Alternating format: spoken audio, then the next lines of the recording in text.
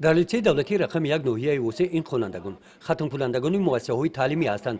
برای داخل شدن به مکتب‌های عالی طریق مرکز ملی تستی آماده می‌شوند. روزهای تعطیل زمستانه از فن شیمی مشغولیت‌های علاوگی گرفتند.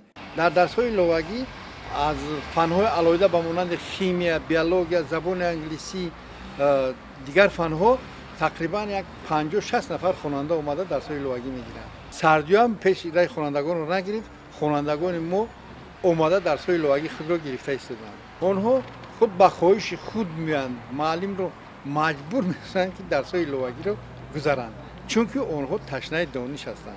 ما صنفخانه‌های علاوه جدا کردیم که در آنجا گرم نگاه داشته میشن. خوانندگان بعدی ساعت‌های 10-11 آمده در این صنفخانه‌ها از فن‌هایی که آنها خواهش دارند یا در المپیادهای ولایتی و جمهوری اشتراک میکنند درس‌های علاوگی میگیرند.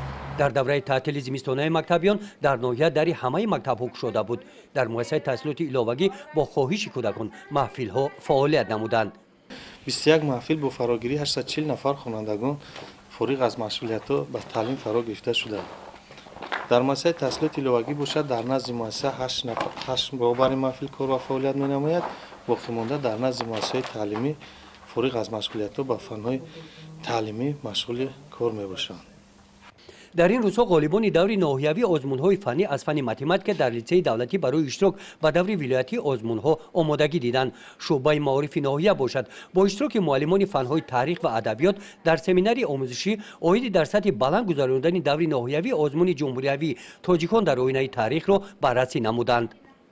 گزارش خواجه نظریف خدای نظر ظهوروف از ناحیه واسه برای برنامه اطلاعاتی نوید.